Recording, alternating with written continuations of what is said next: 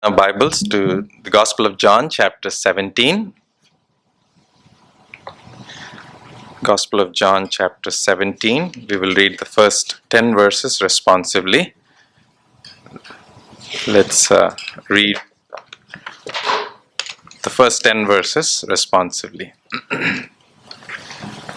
Reading verse 1, please follow and read the alternate verses. These words spake Jesus, and lifted up his eyes to heaven, and said, Father, the hour is come. Glorify thy Son, that thy Son also may glorify thee. As thou hast given him power over all flesh, that he should give eternal life to as many as thou hast given him. And this is life eternal, that they might know thee, the only true God, and Jesus Christ, whom thou hast sent. I have glorified thee on the earth. I have finished the work which thou gavest me to do. And now, O Father, glorify thou me with thine own self, with the glory which I had with thee before the world was. I have manifested thy name unto the men which thou gavest me out of the world. Thine they are, and thou gavest them me, and they have kept thy word. Now they have known that all things whatsoever thou hast given me are of thee.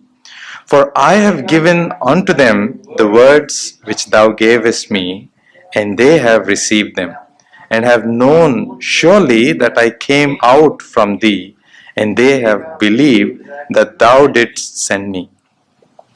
Verse 9, I pray for them, I pray not for the world, but for them which thou hast given me, for they are thine.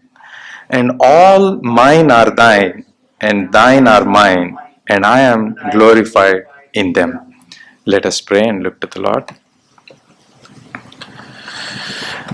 Loving Heavenly Father, thank you and praise you for allowing us to let us come to that portion of the scripture that we can have a window to your heart, that we can come to know that intimate communion that you had with the Father as you went to the cross.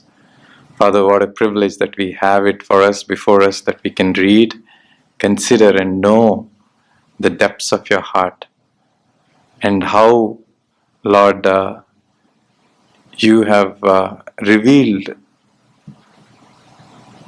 Lord, your very nature and your heart, and also you have put to display all your attributes in that glory that was revealed at the cross. Father, Lord, I pray that you would allow us to focus and gaze at the wonder of this event once in history, where you put to display the glorious attributes of yours. Lord, we also have been made for your glory, and we pray that through thy word you may, Lord, mold and make and shape us to glorify thy name all the days of our lives.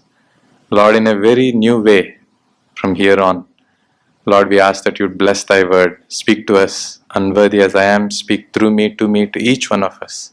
And bless thy word, that our lives may be blessed of it. In Jesus' precious name we pray. Amen. John chapter 17 is one of the treasured and the greatest chapters in the Bible. For one reason, it is also called the Holy of Holies. I borrow some of these initial remarks of my sermon this morning from the exposition that Dr. Kent Hughes has given. And he calls it this way because, having studied the church history, he understood some things from the rich exposition that was done on this particular chapter. The church throughout the history had seen this chapter as the Holy of Holies. You might wonder why that is. They also call it as the inner sanctum. And the reason it is rightly called so is because we have one place in the whole of the Bible where we get an opening into the very heart of God.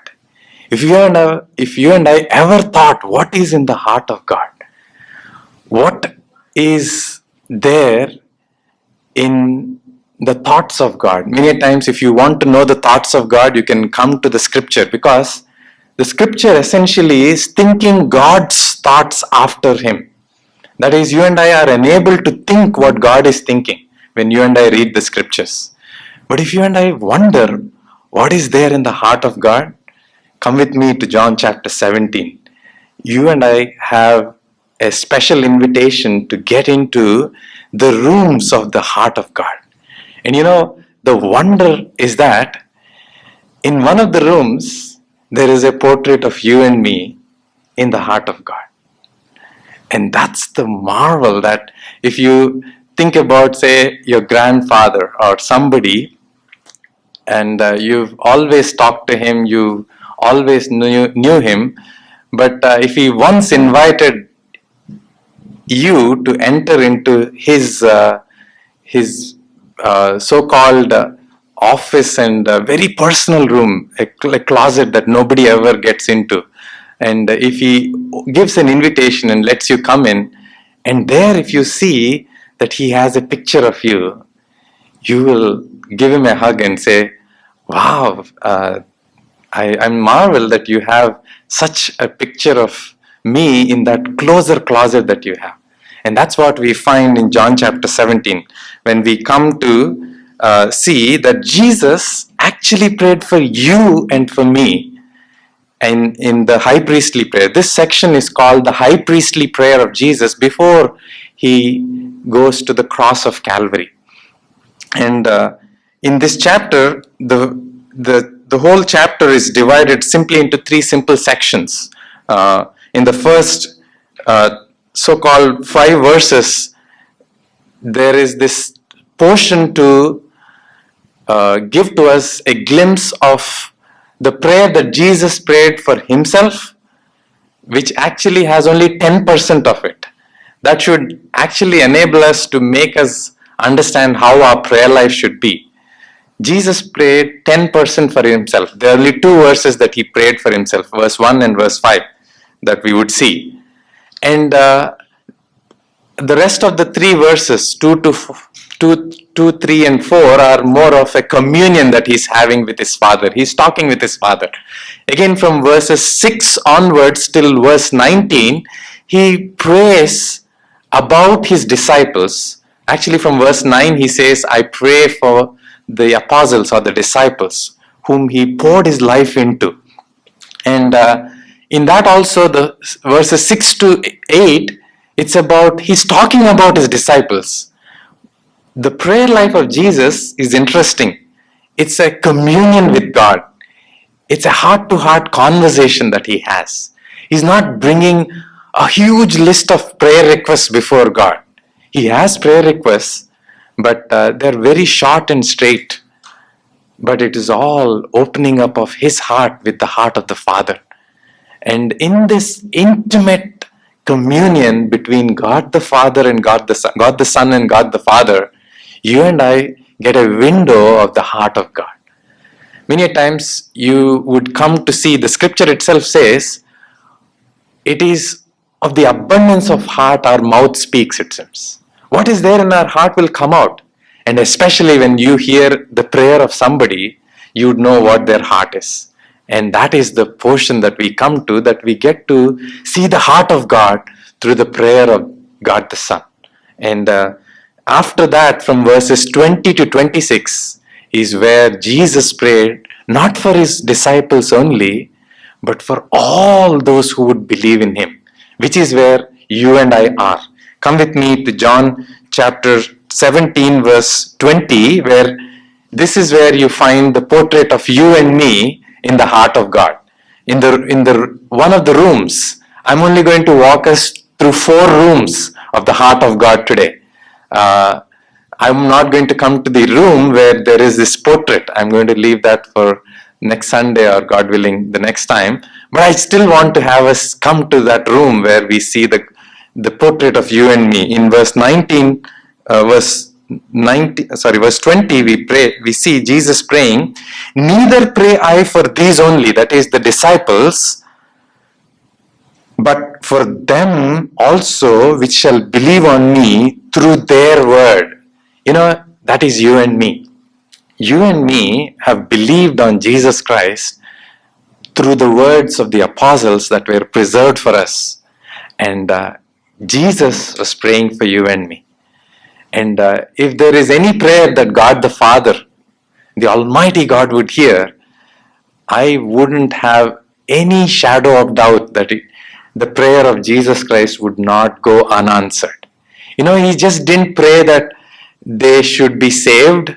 He just didn't pray that they should be with him in glory, which is what we see in verses 23 and 21 onwards, that they should see the glory of God the Son. He prayed that we should share the glory.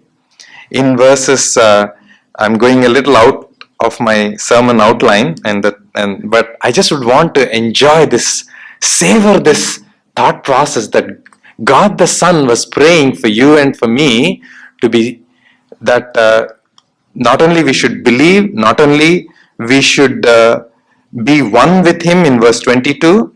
In verse 23, we see that he prays that we should share his glory and we should see his glory and we should have the love of God, the Father, in our hearts. In last verse, in verse 26, we see Jesus says that your love, that thou hast loved me, may be in them. That is, God the Father's love should be in us, that we should be able to love God the Son and God the Father. That's the prayer that Jesus prayed for you and for me. Wow, it's such a joy to see the room where Jesus prayed for you and for me. But let's come back here to the first part of this chapter, verses 1 to 10, where we come to see a wondrous theme which is centered around glorification. It is centered around glorification, and I want you to walk with me, and particularly glorifying of Jesus or glorifying of Christ. The first 10 verses are themed with regards to glorifying. Now, before I go there, I would want to have us take note, a quick reminder of what we looked at. If in John chapter 16, verses 16 to 33, we saw that Jesus was conversing with his disciples, and he conversed with them to encourage them to have this overcoming faith. We looked at the parting words of Jesus Christ. These are the last words that he spoke to the group of disciples that he poured his life into. And those words were, times are going to be difficult. Times are not going to be easy, but be of good cheer. You have an overcoming faith. We saw the definition of faith, that it is not blind faith. It has substance. It has evidence. Biblical faith is of substance and evidence. It has reason because of what we get from the Word of God, which maps to the reality that is there in this world. We have an evidence to believe what Jesus had said about everything else. And so we saw biblical faith has a number of things that, though it begins small, it is soon going to grow in understanding because of the big picture that God gives. And also, biblical faith has this component of asking and receiving. Because we are the children of God, we grow in our faith in asking God for the things that are of His kingdom and of His will to be done in this world. And when we receive that, our faith increases. Biblical faith is a growing faith. From faith to faith, you and I are going to grow. Biblical faith is also about loving Jesus and God the Father and knowing Him intimately.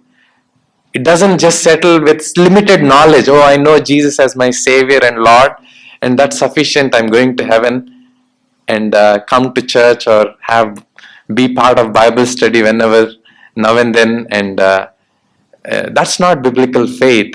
Although there is a reality that faith at times might be weak, but they constantly, those that have this true biblical faith will keep growing in knowing God intimately. And also, finally, biblical faith has this component of suffering and overcoming.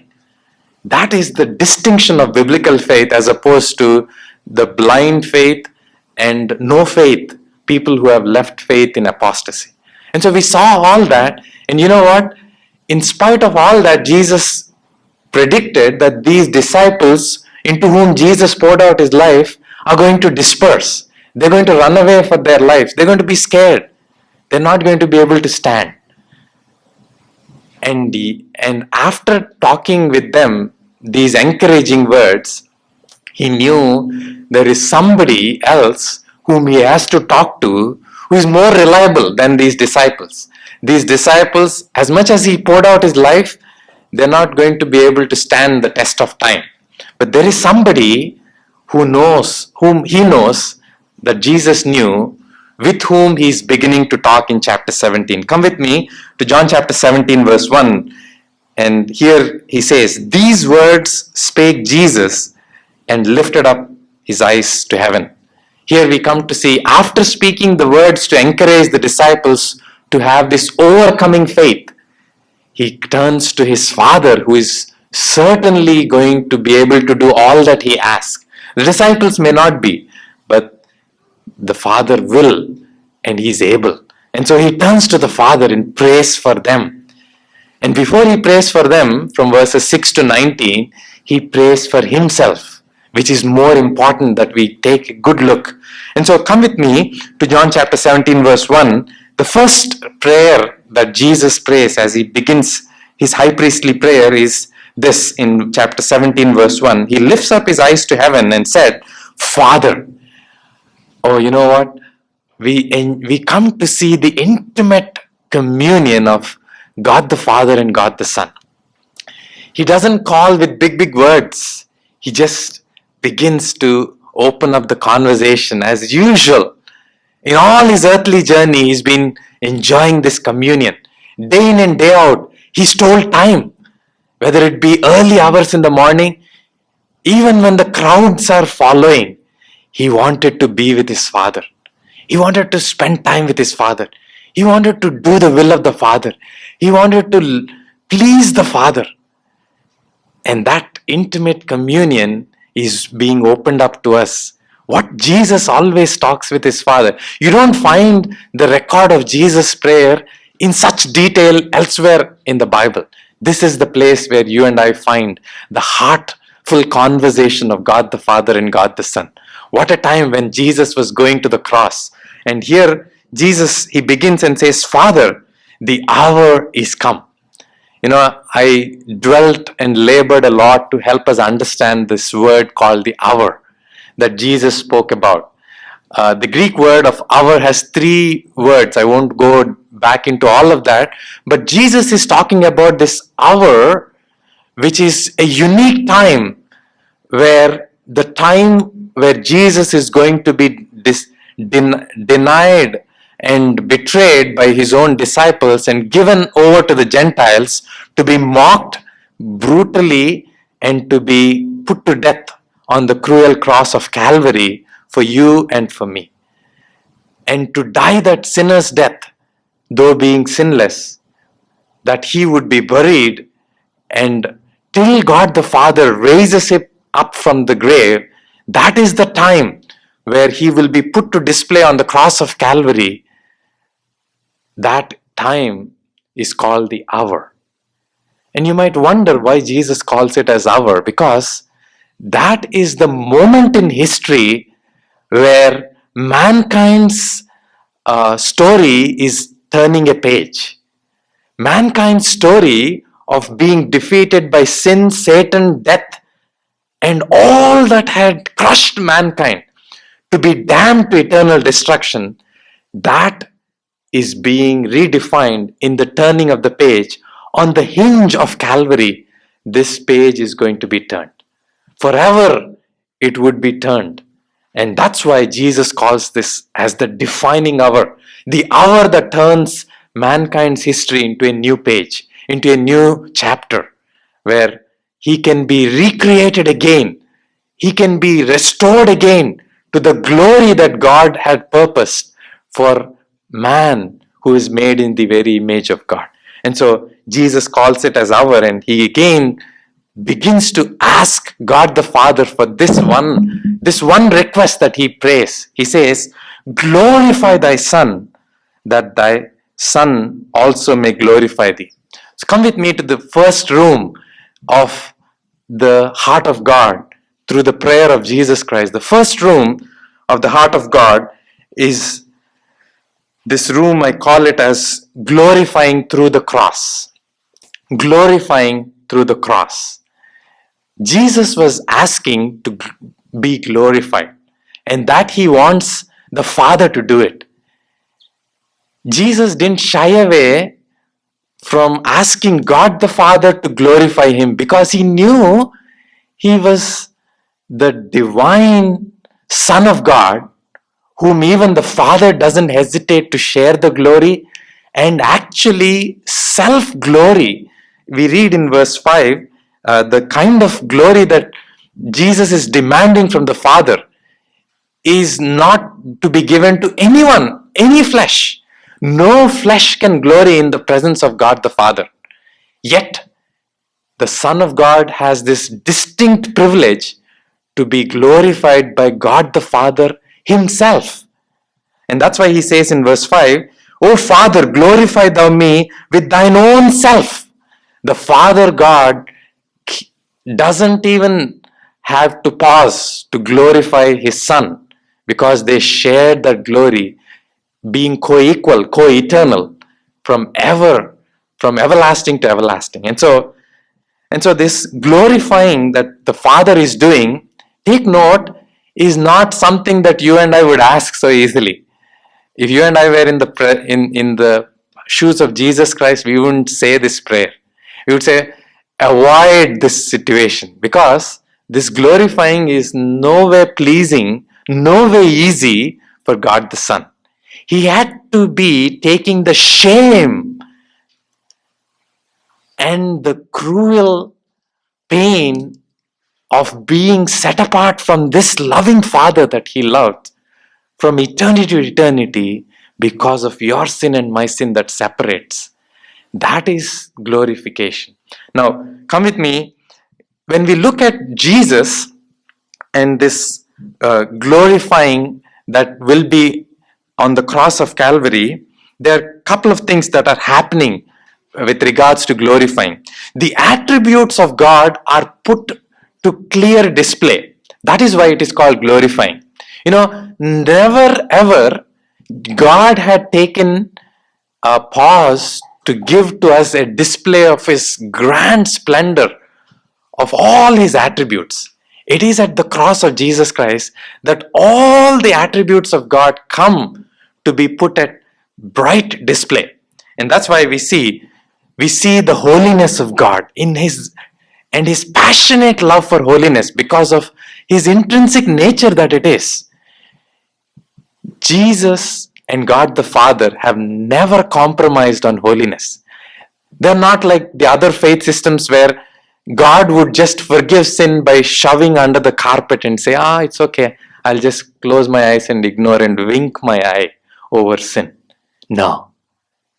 He's passionate about his holiness because of his intrinsic nature.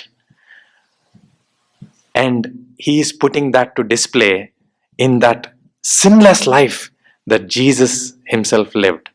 Now, we'll come to that in this next room, but walk with me. In the first attribute is holiness. There is also this display of justice. God the Father is a just God. God, the Bible is a just God. He deals with justice. He doesn't look over sin, but he justly punishes it, even if it means the wrath of God to be put at display. And sadly, that wrath came upon his Son. And that was because of the faithfulness of God. This faithfulness of God has been there because He is faithful to fulfill the promise that he had promised. He has promised right in the Genesis account, chapter 3, verse 15, where he has promised that the seed of the woman would crush the head of the serpent. And thousands of years passed away, but God has not failed to fulfill the promise. And in the right time, when the time was due, he sent forth his son, fulfilled the promise, and his faithfulness is put to display. And more importantly, his kindness and goodness, which reveals the abundant mercy that you and I can receive at the cross. The amazing grace that a sinner finds at the foot of the cross is put to clear display. That's why somebody who takes a good look at the cross of our Lord Jesus Christ, where he cries out, "Father, forgive them," is never going to be the same. Because that assurance of forgiveness that he gave to that thief on the cross, "Today you will be with me on paradise." As heinous as that thief on the cross was, he was instantly forgiven and assured that eternal life. That is where you and I come to see God putting his Son and the glory of the Godhead to display in that glorification. In the first room that we have come so far, we see that the glory of God is being put to display in the attributes that are being shown to us. Now, come with me at the cross of Calvary. In a distinct way, I haven't touched on this attribute of all the 7 that I've listed, which is holiness, wrath, justice, faithfulness, mercy, grace. I haven't listed after the 7, one of the wonder what we cannot miss at the cross is the demonstration of his love. Romans 5 verse 8 says this. It says that God has demonstrated his love, that while we were yet sinners, not that we were good people. For a good person, somebody would dare to do that. But while we were yet weak, ungodly, while we were yet sinners, Christ died for us. All because he wants to demonstrate his love. And so we see the highest price that was paid was put to display. And above all, in this glorification or glorifying through the cross, we come to see that it is no small mere thing, because the one who is being put on the cross for the display of all that sin can bring is none other than God the Son, who is the express image of God. Come with me to Hebrews chapter 1 verse 3, where we see that there is this definition of the glory of his Son. In Hebrews chapter 1 verse 3, talking about the Son of God, it says this way, the author says this way, "Who being the brightness of his glory and the express image of his person, and upholding all things by the word of his power, when he had by himself purged our sin, sat down on the right hand of the majesty on high." This is God giving an expression of the glory in his Son for the exclusive purpose for why he came is to go to the cross. And so we come to see the work of the Savior in the expression that he who was in glory all through eternity, left that glory, emptied himself, as Philippians 2 verse 6 onwards talks about, and took the form of a man in subordination. By the way, Jesus deserves glory all through eternity. There's no necessity for him to lack glory during his earthly journey. But you know what? Because of his love for you and for me, he was willing to subordinate himself. His glory was veiled in flesh. He covered the flesh he took on, covered his glory, which is why in some situations on the Mount of Transfiguration, you would see that bright shining glory comes out piercing through the veil of flesh, as though you would not be able to withstand it. That is true. And this same John, who has seen him on the Mount of Transfiguration, when he sees him in the full glory in Revelation chapter 1 verse 17, what happens to him? He falls flat and dead. That is what he is. Intrinsic glory. It's not something that is an expression only. It is intrinsic. It is within him. He cannot be separated from it. But he veiled himself in it for you and for me. And that was for propitiation. This expression of glory took subordination for propitiation on the cross of Calvary, that we can see his Son glorified and be drawn. When he is lifted up, as Jesus spoke with regards to that hour, he will draw all men unto himself. Wasn't that our story?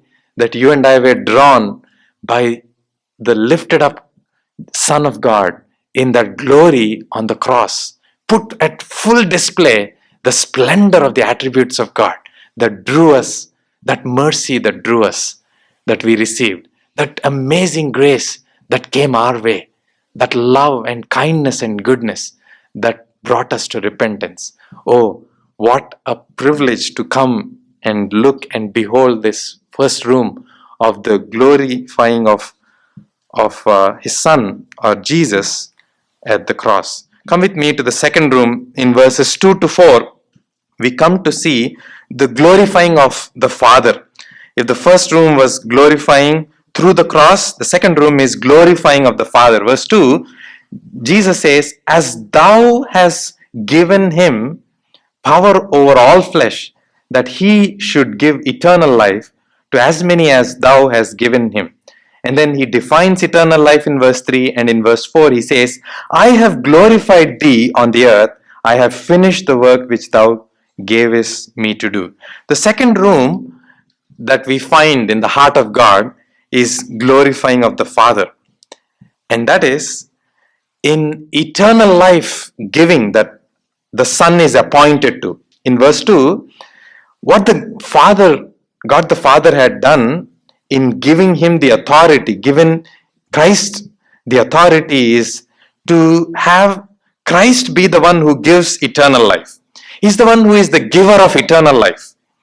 And he says he has that power, and to as many as those that the Father had given him, he gave them eternal life. And before we jump quickly into thinking what we usually think about eternal life, we need to have a real understanding, a right understanding of the definition of eternal life. The common understanding of eternal life is this: eternal life is what begins after the grave, after we finish our physical life, right? Isn't that our common understanding? But the definition of eternal life is given to us in verse 3. "And this is life eternal, that they might know thee." Eternal life is not so much about life after the grave. Eternal life is knowing the eternal one. Sadly, many think that eternal life is after the grave and I can think about it in my old age. That's the usual thought process, right? I don't have to think about it during my young age and middle ages of my life. I don't want to waste my time on religious things. That's the sad, wrong understanding people have. Eternal life, sadly, everybody will be in eternity. I have to say that because the Bible says so in John chapter 5 verse 27. "Marvel not at this," is the words of our Lord Jesus Christ. Everybody is going to be in eternity. But where will you be in eternity is the question. And there are two different destinations. And that is where Jesus comes in to differentiate where our destiny would be. And if you and I come to know the eternal one, you and I will be in his presence, enjoying him forever. And if you and I don't know him, there is an eternity unto damnation. Jesus translates us from eternity unto damnation to be moved to eternity unto life and liberty and enjoying God with the presence of God, that is the goodness of God. And so eternal life as definition is knowing the eternal one. And may we recognize that. And as we see, God had set eternity in our hearts. In Ecclesiastes chapter 3 verse 11, I constantly remind us.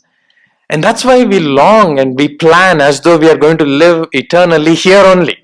We put the names of the properties that we buy, and we have the titles written on our name as though we're going to live here forever. We have some people, great and famous people, having the streets as their name. They put their names to the street, that not knowing in the Bible, and the place remembers them no more, it seems. The Bible says in Psalm 103 verse 14, they are but dust, and the place remembers it no more. Hardly after one or two generations, nobody even cares who you and I are. If that long God's coming tarries. And so we see that it's not about spending eternity in this temporary place, but spending eternity with the eternal one. And that is why we come to see that there is this work of our Lord Jesus Christ that He has done, which gives us that eternal life. You and I, to be with God in eternity, deserve the righteousness of Christ, that sinless life that He has lived. Which is why in verse 4 we read, I have glorified Thee on the earth, and I have finished the work which Thou gavest. The work the Father gave His Son is to live a perfect, sinless life on your and my behalf. You and I haven't and never come close to living out that perfect, sinless life. We fall daily, and yet that righteousness of Christ, that perfect, sinless righteousness, is imputed to me and you, imparted as we grow in His likeness on a day-to-day basis. And so that is why Jesus, as He is claiming that He has glorified the Father, He has pleased the Father to cause that righteousness to be shared, to be given to us. Which is why in 2 Corinthians chapter 5 verse 21, we read, He who knew no sin became sin so that we could be made righteous in Him, right? For He hath made Him, that is God the Father had made Him to be sin for us, who knew no sin, that we might be made the righteousness of God in Him. And so we come to see how in the second room, Jesus had done the work, what was required, glorifying the Father.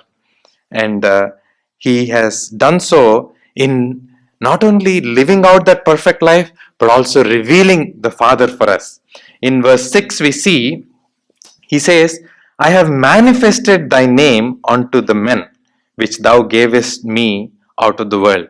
In John chapter 1 verse 18, in the prologue, John says that the purpose, one of the exclusive purpose of why Christ came, is to reveal the Father.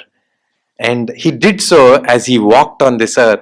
The very nature of the Father, the holiness, the righteousness, were lived out as He walked upon this earth. And so He has revealed the nature of the Father, the heart of the Father, and the love of the Father in the way that He lived out in this world. And because of all that, He has glorified the Father perfectly to give that righteousness which gives us eternal life. And so moving forward, we saw two rooms so far. The glorifying through the cross in the first room, glorifying of the Father second. Quickly, the third one is short, but fourth one is what we would spend a little more time.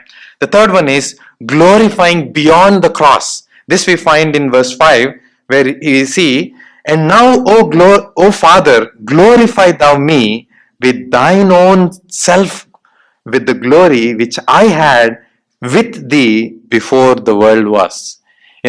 This I call it as glorifying beyond the cross. Yes, the Son of God was being glorified at the cross in that display that we talked about.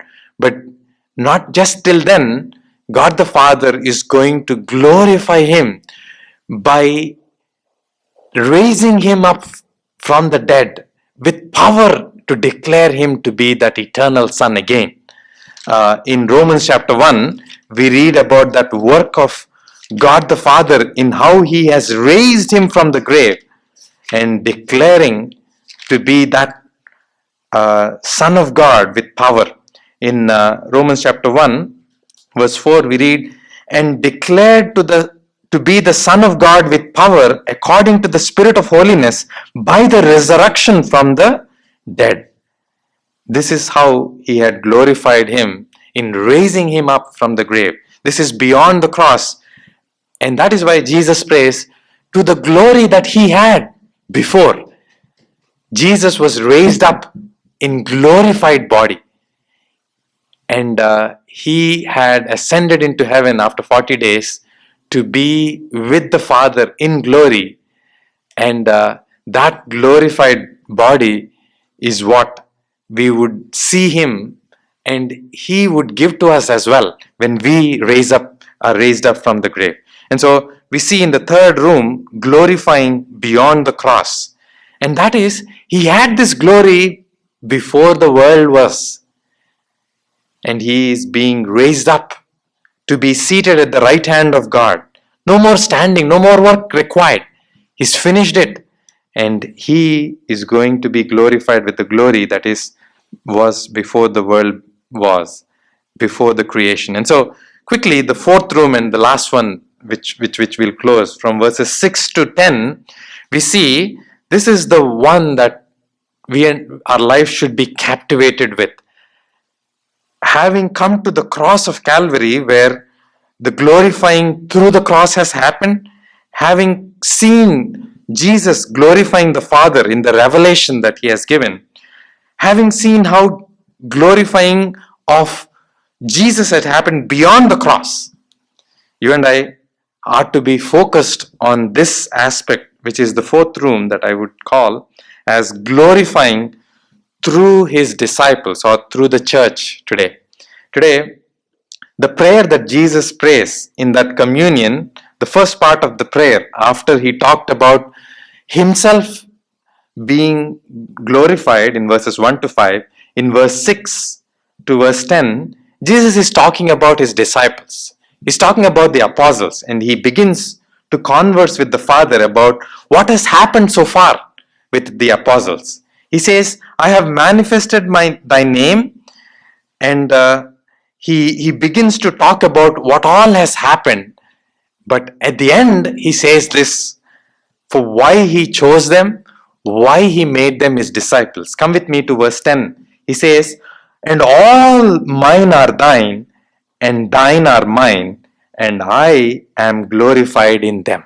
This is where you and I get the purpose statement of why he has chosen the disciples, why you and I are his disciples, and what is this purpose of God in this high priestly prayer that Jesus is praying for the disciples and for you and for me. And in one small phrase, that Jesus ought to be glorified in you and in me, and also in the disciples, that he should be glorified in them. Today, may that be our defining aim and ambition of life, that our lives would be lived out for his glory. I'm not saying this that you and I don't know this, but I want you to take note of how are we to set forth our lives on this course at every point and every opportunity, that our lives are to glorify him. I want us to gaze and take note of this, how part of glorifying him. And before that, take note of this purpose of why God has made us. We were reminded even in worship time, in Isaiah chapter 43, verses 6 and 7, we read this wondrous statement of why God had made us. That is, if you and I think that this statement is only about Israel, you should read verse 6 also. It begins in saying, bring many sons from far, and my daughters from the ends of the earth. And you know why he is asking them to be brought forth? Even everyone that is called by my name, Isaiah 43 verse 7, for I have created him for my glory. This is the foremost purpose of why you and I have been made. You and I have been made for the glory of God and nothing short. And when sin had come into this world, this purpose of why you and I had been totally shattered. That's why in Romans 3 verse 23, this famous verse that we have all by hearted, where it says, all have sinned and have come short of the glory of God. God had made us for glory and we have come short of it. We've not been able to reflect that glory. There is this intrinsic glory in God of the Bible, God the Father and God the Son. Their glory is intrinsic. You can't separate their glory from them. It is inherent. But yours and mine is reflective glory. When you and I come to image the person of Jesus Christ, you and I come to have Jesus be seen in us as you and I reflect Him, Jesus and God is glorified. This Friday, we had, some of us might have watched the memorial service of Ravi Zacharias. And one of the things that you and I see in the testimonies that have come forth from it is that he is not a man who is in the pursuit of truth, but had deep love for the people whom he was pursuing. Isn't that what Jesus is all about? That Jesus is somebody who has come in the fullness of truth and fullness of grace, right? And if only our lives can be to show Jesus in that uncompromising attitude towards truth as to what truth is, unashamedly speaking the truth, but also in love, then we would let Christ be seen through us, for which God would get the glory and not us. And that should be our passion. And we come to see that for that purpose, God has equipped us enough. There is nothing that God has not done to have this purpose be met. When you and I fell short of the glory, He didn't say, okay, now you pick up yourself from where you fell and get back to where you need to get back to. No. God stooped down to earth to raise you up from that miry clay where you and I fell short of the glory of God.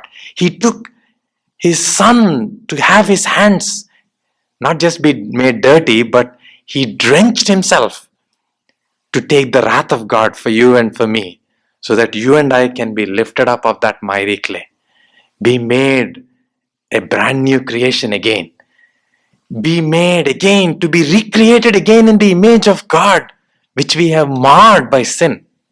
And so He gave the word of God. Come with me to John chapter 17 verse 8. Here we read, "For I have given unto them the words which thou gavest me." When Jesus came, He came with the word, the message of God, the heart of God. That was that this mankind made in the image of God doesn't have to end up in eternal destruction, but there is a way out. He brought forth the gospel, which is this good news, where He began to preach and says, repent and come into this kingdom of God which is at hand. Oh, Paul calls it as the glorious gospel. When this glorious God who appeared to Abraham in Acts chapter 7 verse 1 and 2, Stephen introduces this God as this glorious God who appeared to to Abraham. He gave the glorious gospel. In 1 Timothy 1 verse 11, we read the gospel that God has given, the word that God has given is nothing short of glory. It has this power, innate power, to raise a dead soul to be made alive to God, to make a sinner destined to destruction to be made as a saint of God, recreated in the image of God. Oh, this gospel is equipped, fully equipped to make us back, to be put back on the track, to be on the course to reflect God's glory. And so, as He gave the word, you and I have known and believed in the word, just like the disciples. Come to verse 8b, he says, "For I have given unto them the words which thou gavest me, and they received them, and have known surely that I came out from thee, and they have believed that thou didst send me." Just like the disciples, when they received the word from Jesus, they have known Jesus and the Father in all that Jesus spoke, and they believed in Him. We just read in chapter 16, verse 30 and 29 and 30, right? And they believed in Him. Just like you and me, when the gospel came to us, we knew our Lord and our Savior, and we believed in Him. And that's not the end of story though. After having known and believed Him, you and I have been kept in this glorious church that He's preparing for Himself. In Ephesians chapter 5, verse 26 and 27, He's not preparing a normal church. He's not preparing a church that is for probably to be defeated or to be kind of just as a few people here and there. He's preparing a glorious church for which He gave Himself. And this glorious church is from every tribe and every tongue and every nation, displaying the splendor, creativity, and the diversity with which God had made all this world. And this church is being prepared by the washing of His word, by the renewing and the washing of His word that you and I are receiving. And when you and I are receiving God's word, that should increase in us obedience to living out His word, keeping His word, which is what Jesus speaks about in John chapter 17, verse 6, part B, where He says, "I have manifested thy name unto the men which thou gavest me out of the world." He set apart us from the world. He put us in the church, which is the glorious church. "Thine they are, and thou gavest me, and they have kept thy word." This is that you and I are in this privileged portion of being renewed, washed in the word of God, and keeping the word of God by obeying the word of God. And in this process, there are two things that are happening. When you and I are keeping the word, obeying the word, which is what Jesus says. Jesus doesn't look at the process that is happening. He sees the finished product. He just told in chapter 16, verse 33, that all the disciples will be dispersed. Chapter 6, verse 32, chapter 16, verse 32, He just said that within an hour or so, you're going to be dispersed. You will not be able to stand the suffering that is going to come. But be of good cheer. I have overcome, and He's going to give that victory to us. And He sees these disciples as those that are keeping the word. Even in our failures, we come to see that there is this process of discipleship that is happening in us and discipling that we need to be doing. And so, quickly, in closing, we see, as part of keeping the word, it has to be obeying His word and making disciples. That is, being discipled and making disciples. And that's the thing that would be happening in this world. The life that you and I are living in the church, which is this glorious church. And in this, as you and I are going through this process, there's one thing that is going to be happening more and more as days go by. And that is, we read that in 2 Corinthians chapter 3, verse 18. Come with me to chapter 3, verse 18. 2 Corinthians chapter 3, verse 18. It says,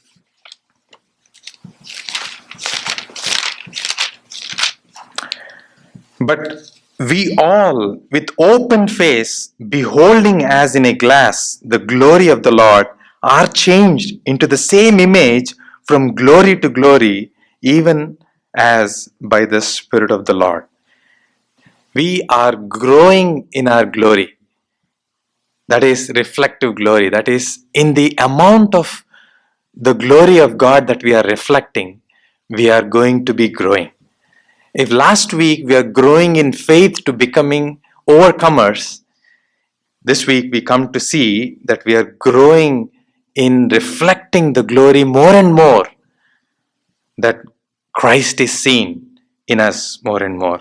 And that's the portion as we walk in this journey, you and I are going to grow in reflecting the glory of our Lord Jesus Christ, being conformed to the image of His Son. Now, quickly, I'll close. There's one other aspect of glory that you and I come to see, that all His disciples and the church come and be part of. That is, we come to see not just in verses 10 on, but 11.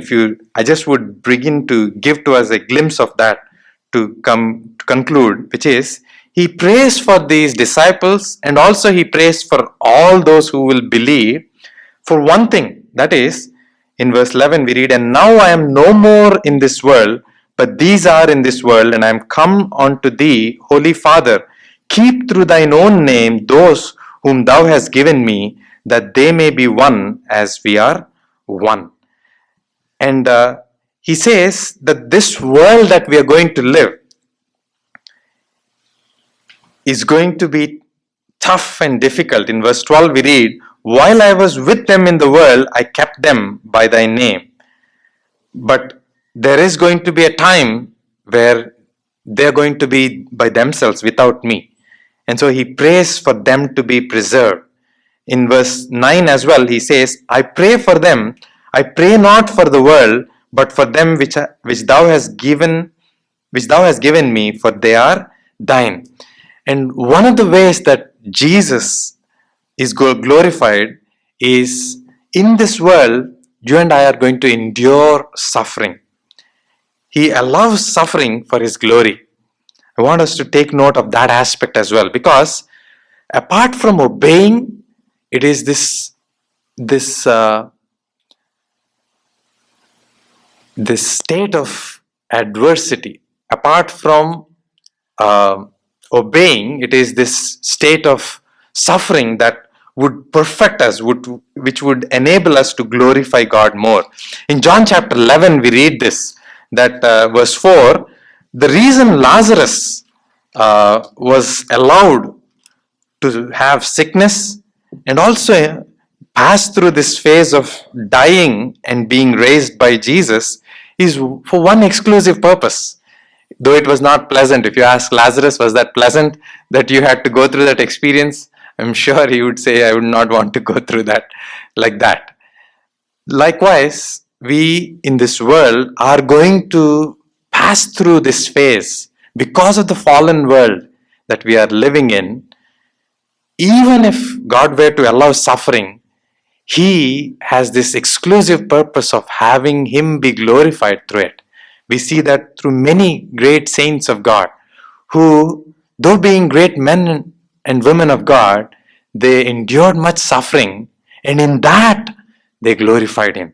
In John chapter 11 verse 4, Jesus, when He heard that, He said, "This sickness is not unto death, and though He died, it is not that He would be remaining dead, but for the glory of God, that the Son of God might be glorified thereby." And so we come to see that there is a purpose of how God allows suffering for His glory. We need to take note that Jesus prayed that we should be kept in this world. In spite of suffering, we should be preserved. That's what was Jesus praying. He prayed for His disciples. All the disciples, except for one, became martyrs. They didn't have natural deaths.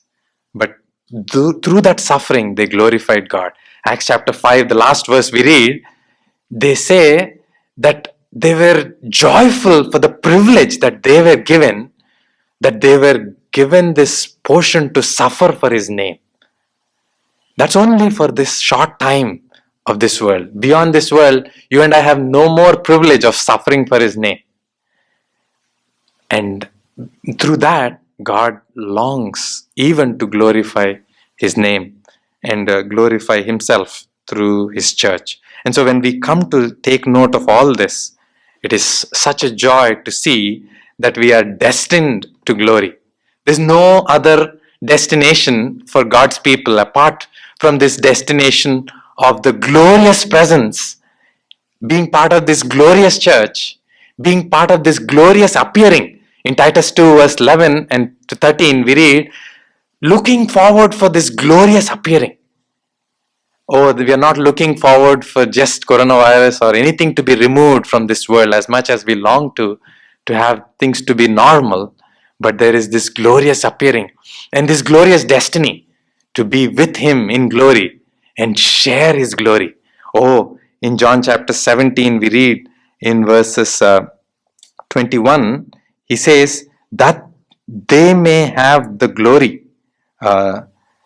In verse 22, and the glory which thou gavest me, I have given them. You and I are going to be in glory with Christ, seeing His glory, beholding His glory. What a privilege that is. May that be our portion. And considering these thoughts, let's come to the Lord in prayer and asking the Lord for His blessing on His word. Loving Heavenly Father, thank you and praise you for such a glorious God that you are, bringing to us this glorious gospel that brought us to knowing Thee, being saved by Thee. We've been accepted in the Beloved to the praise of your glorious grace.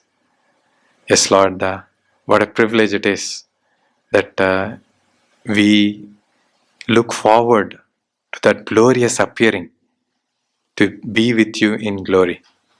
Father, in the time that we are upon this earth, you have given us this high calling to live for your glory and to have our lives reflect thy glory.